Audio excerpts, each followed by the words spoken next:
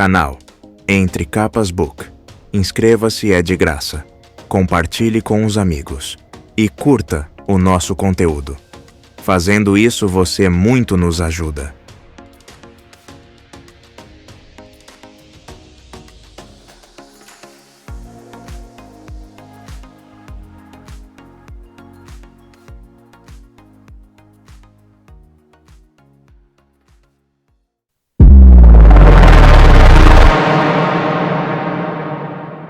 Capítulo 40. Perguntas, espiadelas e inferências.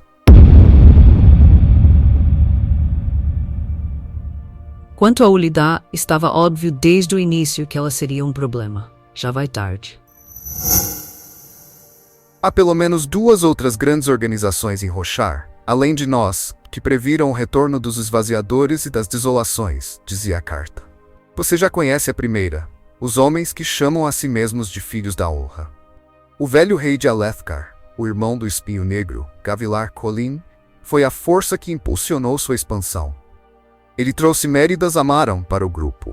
Como você sem dúvida descobriu ao se infiltrar na mansão de Amaram, nos acampamentos de guerra, os filhos da honra trabalharam explicitamente pelo retorno das desolações.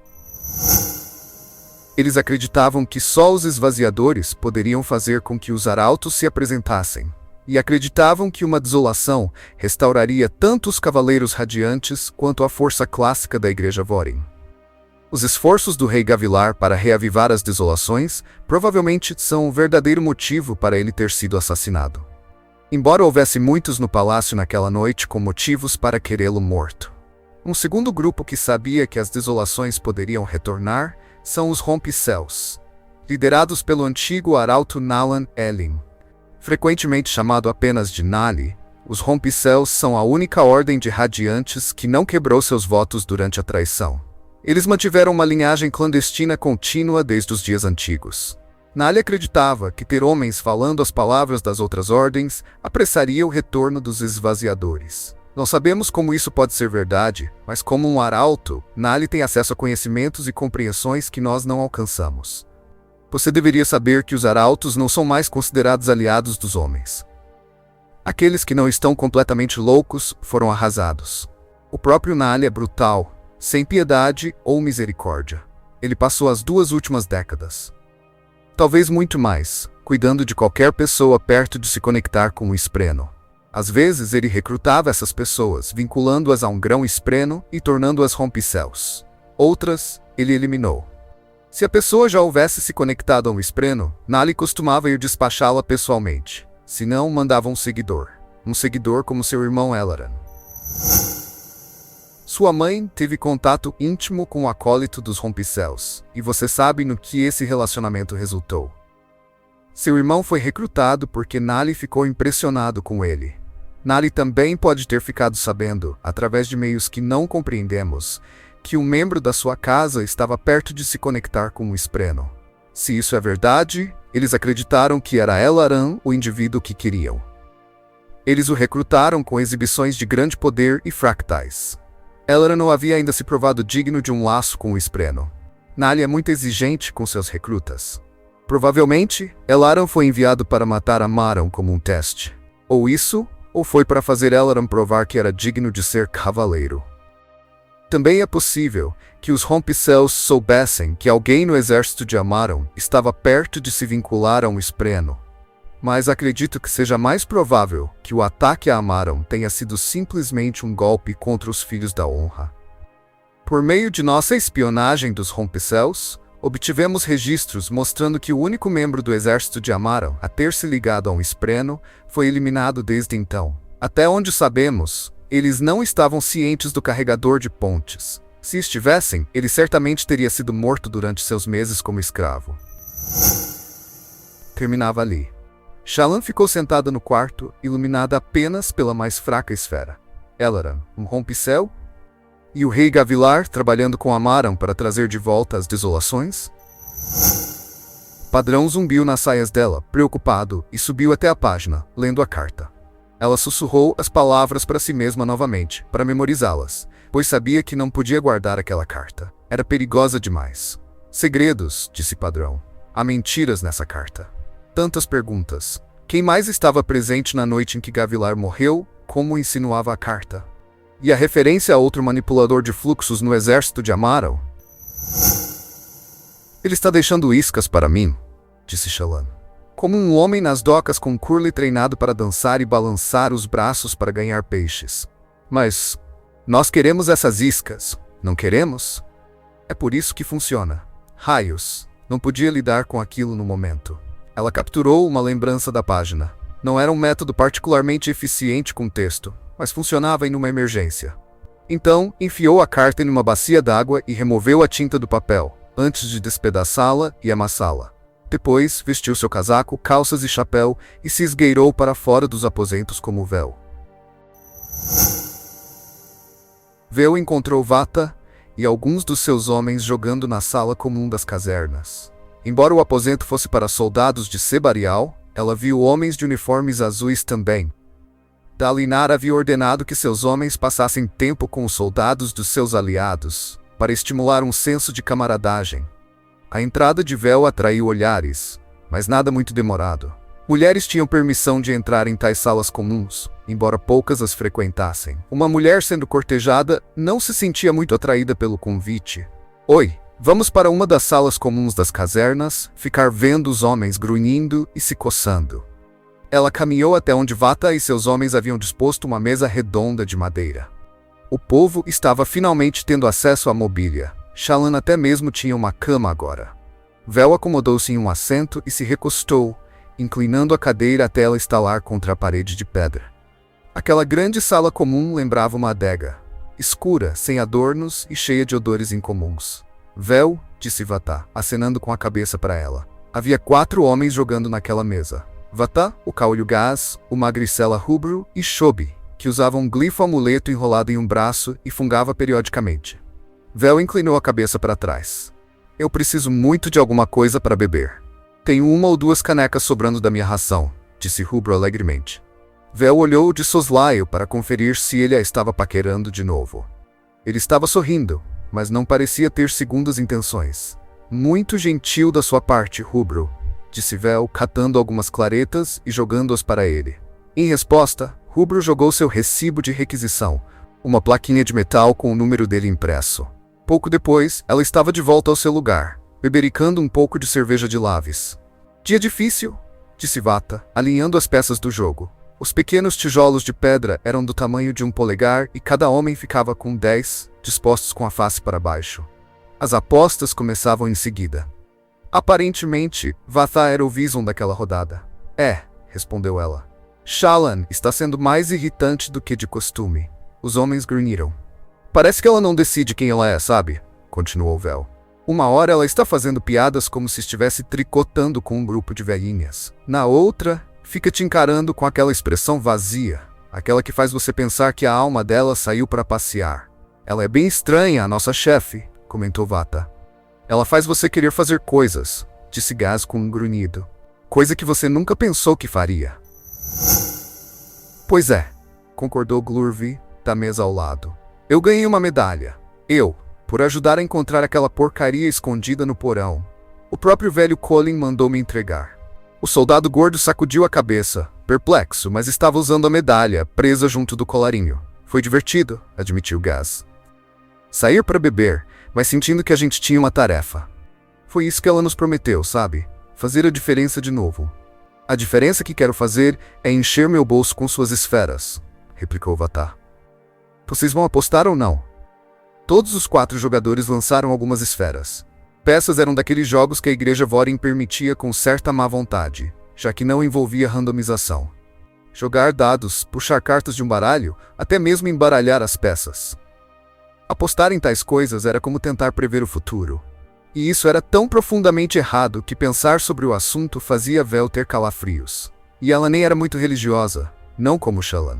As pessoas não jogavam jogos como aquele nas casernas oficiais. Ali, eles jogavam jogos de adivinhação. Vata havia organizado 9 das suas peças em uma forma triangular. A 10ª ele dispôs ao lado e virou como a semente. A peça, como as 9 escondidas, era marcada com um símbolo de um dos principados aletianos. Naquele caso, a semente era o símbolo de Aladar, na forma de um chule. A meta era combinar suas 10 peças em um padrão idêntico ao dele, mesmo que estivessem de cabeça para baixo. Os jogadores tinham que adivinhar qual era qual através de uma série de perguntas, espiadelas e inferências.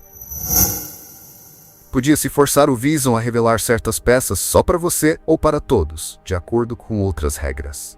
No final, alguém pagava para ver, e todo mundo virava as peças. Aquele com mais semelhanças com o padrão do Vison era declarado vencedor e ficava com o prêmio. O Vison ficava com uma percentagem, de acordo com certos fatores, tais como o número de rodadas necessárias até alguém pagar para ver. "O que vocês acham?" indagou Gaz enquanto jogava algumas claretas na tigela no centro, comprando o direito de espiar um dos tijolinhos de Vata. "Quanto tempo vai levar para Shallan lembrar que estamos aqui?" "Espero que muito tempo", disse Shobi. "E eu acho que eu tô meio doente." "Como sempre, Shobi", comentou Rubro. "É sério dessa vez", insistiu Shobi. "E eu acho que eu tô virando um esvaziador." "Um esvaziador", disse Vel, séria. "É. Olha só essa brotoeja." Ele puxou para o lado o glifo amuleto, expondo o braço que parecia perfeitamente normal. Vata bufou. "Ei", disse Shobi. "É capaz que eu morra, sargento." "Pode acreditar, é capaz que eu morra." Ele moveu alguns dos seus tijolinhos. "Se eu morrer, dei meu prêmio pros órfãos." "Pros órfãos?" indagou Rubro. "Você sabe órfãos?" Shobi coçou a cabeça. "Tem órfãos, certo? Algum lugar?" "Órfãos que precisam de dinheiro? Deem o meu, depois que eu morrer." "Shobi, pelo modo como a justiça funciona nesse mundo, posso garantir que você vai viver mais que todos nós", declarou Vata. "Ah, que gentileza", disse Shobi. "Muita gentileza, sargento." O jogo progrediu por apenas algumas rodadas antes de Shobi começar a virar seus tijolinhos. "Mas já?", reclamou Gaz. "Shobi, seu crenguejo, não faça isso ainda, eu não tenho nem 2 fileiras." "Tarde demais", disse Shobi. Rubro e Gaz relutantemente começaram a virar suas peças também. "Sadeias", disse Shallan distraidamente. "Petabi, Rutar, Royon, Tanadal, Colin, Sebarial, Vamahatam", com Aladar como a semente. Vata fitou-a, boquiaberto, então virou os azulejos, revelando exatamente o que ela dissera. "E você não deu nenhuma espiadela." "Raios, mulher. Me lembre de nunca jogar peças com você. Meus irmãos sempre falavam isso." Comentou ela enquanto Vata dividia o prêmio com Shobi, que só errara 3. "Outra rodada?", perguntou Gaz. Todo mundo olhou para a tigela de esferas dele, que estava quase vazia. "Eu arrumo um empréstimo", disse ele rapidamente. "Tem uns sujeitos na guarda de Dalinar que disseram..." "Gaz", interrompeu Vata. "Mas, falando sério, Gaz." Gaz suspirou. "Acho que podemos jogar sem apostar dinheiro", então disse ele. E Shobi pegou com entusiasmo algumas contas de vidro, parecidas com esferas, mas sem gemas no centro. Dinheiro falso para jogar sem risco. Vel estava apreciando sua caneca de cerveja mais do que esperava. Era relaxante ficar sentada ali com aqueles homens e não ter que se preocupar com todos os problemas de Shallan. Será que aquela garota não podia simplesmente relaxar? Não se deixar afetar por tudo? Ali perto, apareceram algumas lavadeiras, avisando que a coleta de lavanderia aconteceria em alguns minutos. Vata e seus homens não se moveram. Muito embora, na opinião de Vel, até as roupas que eles estavam usando precisassem de uma boa esfregada. Infelizmente, Vel não podia ignorar completamente os problemas de Shallan. A carta de Miraise provou quão útil ele podia ser, mas ela precisava tomar cuidado. Ele, obviamente, queria um infiltrado entre os Cavaleiros Radiantes. Preciso inverter a situação. Descobrir o que ele sabe. Ele contara a ela o que os Rompecéus e os Filhos da Honra andaram tramando. Mas e Miraise e seus comparsas? Qual era o objetivo deles? Raios, será que ousava tentar passar a perna nele? Teria mesmo a experiência ou o treinamento para tentar algo assim? "Ei, Vel", disse Vata enquanto eles se preparavam para outro jogo. "O que você acha? A Luminosa já nos esqueceu de novo." Vel forçou-se a deixar de lado seus pensamentos. "Talvez. Ela parece não saber o que fazer com vocês."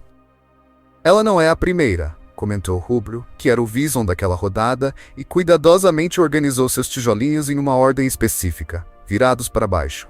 "Quero dizer, nós não somos soldados de verdade. Nossos crimes foram perdoados", disse Gaz com um grunhido, estreitando seu único olho para a peça semente que Rubro havia virado.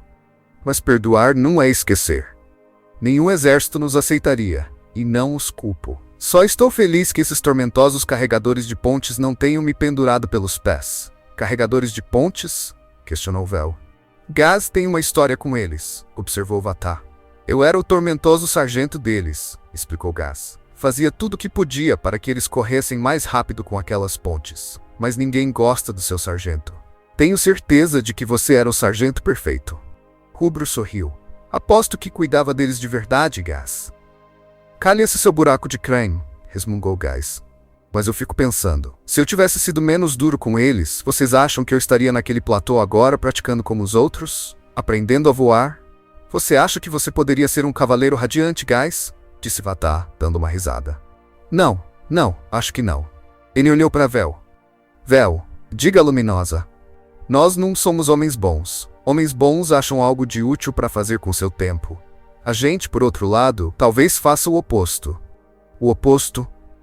Disse Zendide da mesa ao lado, onde alguns dos outros continuavam a beber. O oposto de útil?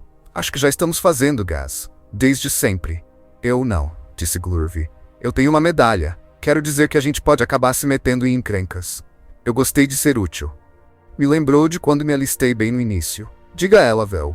Peça para ela nos dar algo para fazer além de jogar e beber. Porque, para ser honesto, não sou muito bom em nenhuma das duas coisas. Vel assentiu lentamente. Uma lavadeira passava por ali, mexendo em um saco de lavanderia. Vel tocou o dedo na taça. Então se levantou e agarrou a lavadeira pelo vestido e puxou-a para trás. A mulher berrou, deixando cair a pilha de roupas enquanto tropeçava, quase caindo. Vel meteu a mão no cabelo da mulher, afastando a peruca de cabelos negros e castanhos misturados. Por baixo, o cabelo da mulher era do puro negro aletiano, e ela tinha cinzas no rosto como se houvesse feito algum trabalho pesado. Você! Exclamou Vel. Era a mulher da taverna no beco de todos. Qual era mesmo seu nome? Ishiná? Vários soldados próximos se levantaram de um salto, com expressões alarmadas diante do grito da mulher. Todos eles são soldados do exército de Dalinar, Vel notou, controlando a vontade de revirar os olhos.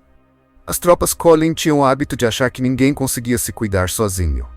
Sente-se, ordenou Vel, apontando para a mesa. Rubro apressadamente pegou outra cadeira.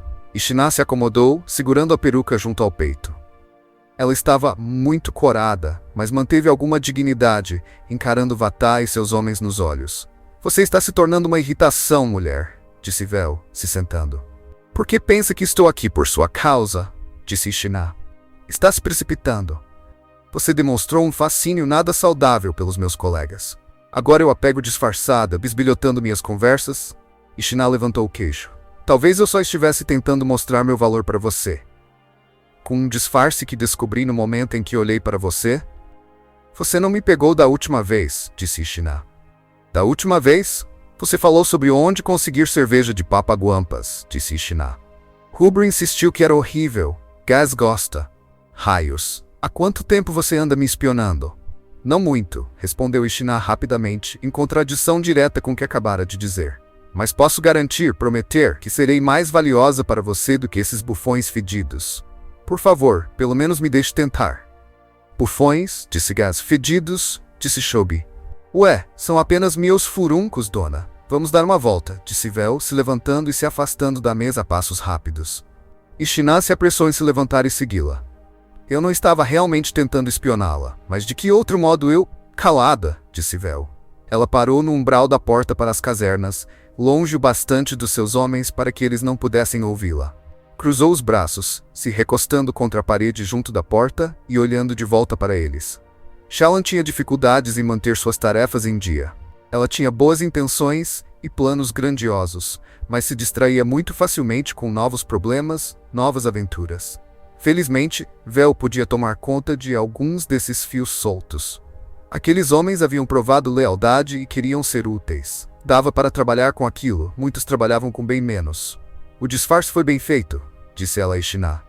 Da próxima vez, deixe sua mão livre mais áspera. Os dedos a entregaram, não são os dedos de uma trabalhadora.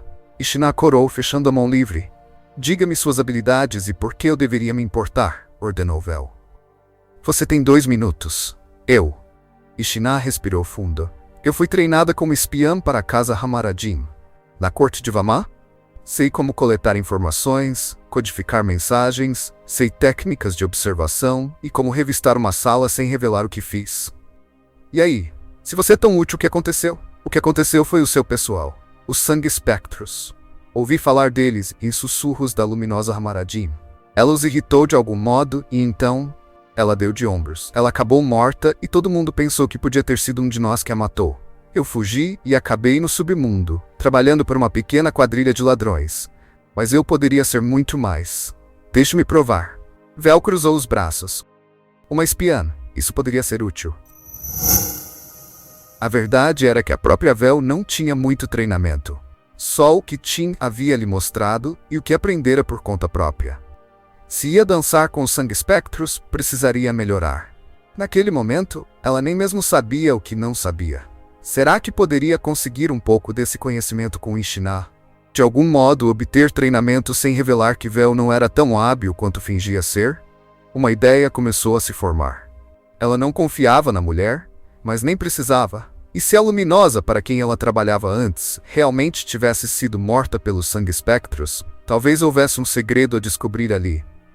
Tenho algumas infiltrações importantes planejadas, disse Vel. Missões em que preciso capturar informações de natureza delicada. Eu posso ajudar, disse Ishinaa. O que realmente preciso é de uma equipe de apoio, de modo que eu não precise entrar sozinha. Posso arrumar pessoas para você. Especialistas. Eu não confiaria neles. Vel balançou a cabeça. Preciso de alguém que eu saiba que é leal. Quem? Vel apontou para Vatai e seus homens. A expressão de Ishinaa mostrou desânimo. Você quer que eu transforme aqueles homens em espiões? Isso, e quero que você me mostre suas habilidades ao ensiná-las àqueles homens. E com sorte, eu posso aprender alguma coisa também. Não faça essa cara. Eles não precisam ser espiões de verdade. Só precisam saber o bastante sobre meu trabalho para me apoiar e ficar de guarda. Ishinaa levantou as sobrancelhas, cética, observando os homens. Shobi estava ainda por cima com o dedo enfiado no nariz. Você está praticamente me pedindo para ensinar porcos a falar, prometendo que será fácil porque eles só precisam falar aletiano, não vedeno ou erdasiano. É a chance que estou oferecendo, Ishinaa. Aceite ou concorde em ficar longe de mim. Ishinaa suspirou. Tudo bem, veremos. Só não me culpe se os porcos acabarem sem saber falar.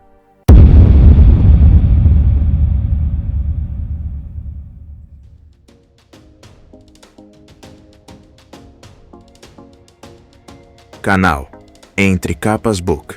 Inscreva-se, é de graça. Compartilhe com os amigos.